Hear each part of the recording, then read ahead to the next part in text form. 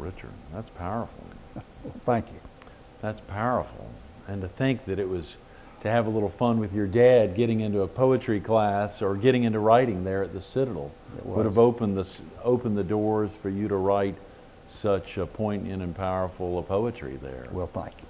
Yeah, I don't think a lot of folks, we think about, I've got an 8-year-old who talks about poetry and even writes some, but to think that what she's writing now at 8 could turn into what you're capable of writing in 2002 in your mid-50s is, that's a real blessing.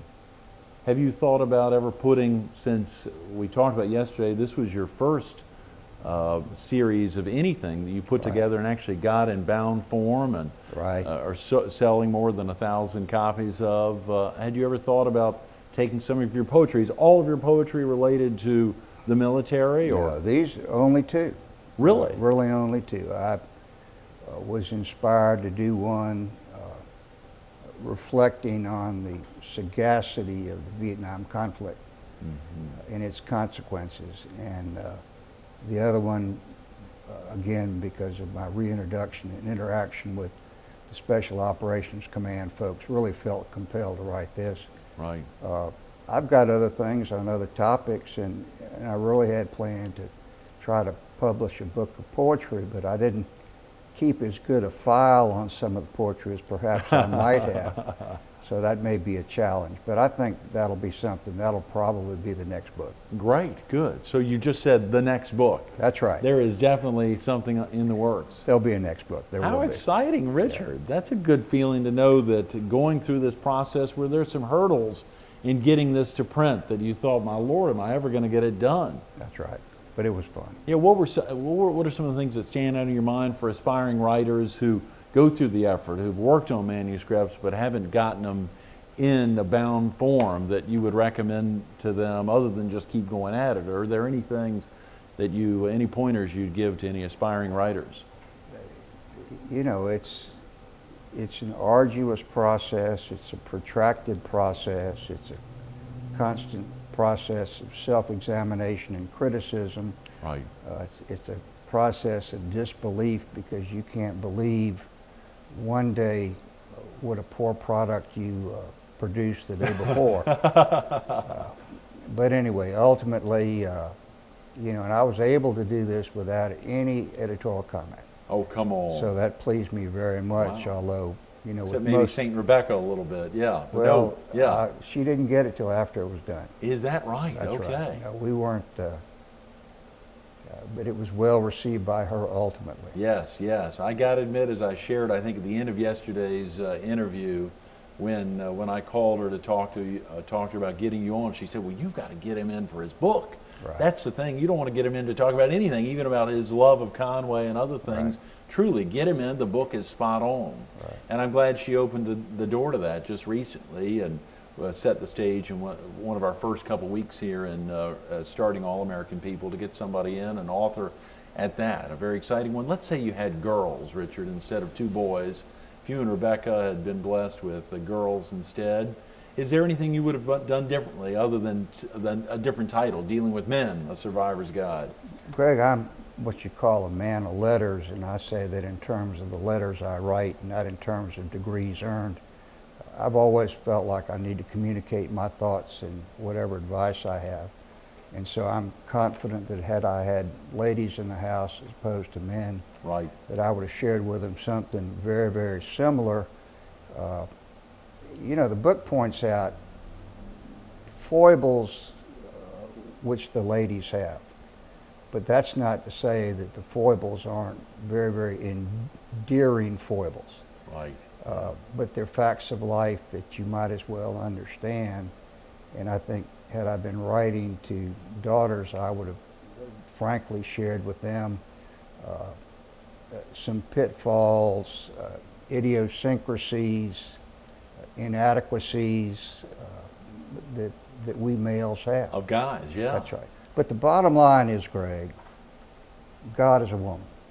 God is a woman. God is a woman. We're letting this out on air, 7 a.m. on Friday, right. January 21st. That's God right. our mother. And the sooner everybody on the planet understands that, right, we will have peace. I want to see if that's available. GodOurMother.com. I'm going to check that out when we get off air, because that's a great and the sooner we understand that, the better. The better. That's right. That is great. That is great. It's kind of sinking in here slowly, Richard. Yeah. Well, you know, the funny thing is, if it's just that, you may want to think about that as opposed to moving quickly to bound to poetry. You may want to think about dealing with men and highlighting some of those things, a survivor's guide, as if you had daughters, maybe Blake and your other son's name that slipped me a second. Macon. And Macon. Greg, the problem with that is if my wife got run over by a truck and I had to go back on the troll, I wouldn't want my secrets out. Listen to that. That's hilarious. I got it.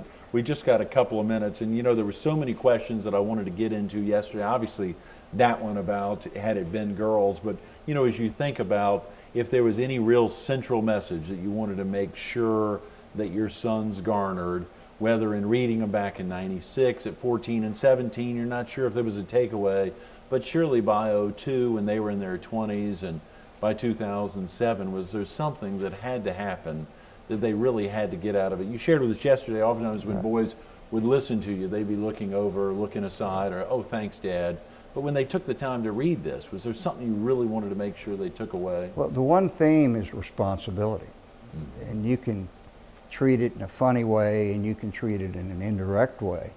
But I think the conclusion that one has to read when they look at the books is that there is personal responsibility and there are consequences for what you do, and you've got an obligation as a citizen of the planet not to hurt other people unnecessarily, and that you are accountable to society as well as to the folks with whom you interact. Yes. And that's really the conclusion is that God is a woman. The message is we all must be responsible in our action with folks of the opposite sex. That's great. That's great. And it seems like in talking to them afterwards that they got the message loud and clear. I think they've got it loud and clear. You feel good? They've been responsible citizens and responsible sons. And they weren't in jail as of midnight last night. So I can tell you that. There's time. You know, Palo Alto's 3 hours behind. That's so exactly right. Tough catching up with that. You know, the director and I talked, since you were with us yesterday, since he and I both have daughters, and that idea of some of the family friends of yours that have received the book, where they have sons and daughters. Right. Have the daughters looked at it? Have your friends who have daughters looked at this and said, you know, some of this stuff is probably pretty spot on, as your wife said? All of my friends who have daughters made a point of giving the book to their daughters. The daughters read the book before the sons did. Oh, come on. And all have called me just laughing and enjoying it, and recognizing, if they didn't before, that there were some observations that might be accurate in the book. A couple, just real briefly, women have a congenital need to interrupt. B, women have a congenital need to contradict. 3, women have a congenital need to argue. And finally, as a wife's birthday is a very important event, and your smartest interpretation of this comment is that her birthday is more important than the second coming of Christ. And, fact, not fiction. That's it. Fact, That's not it. fiction. Richard, I'm right. embarrassed to say we've run out of time, but good. hearing the author read a poem and also from his book's a wonderful thing. Folks that need to check you out online. Thanks so much. And otherwise. I appreciate it. Stay tuned for a little more with Richard M. Lovelace Jr., author, coming up next. Yes, Christmas is come and gone, but Valentine's is right around the bend. Take the time to go online to Amazon.com or call one of your neighbors. They've probably seen the book, Dealing with Women, A Survivor's Guide.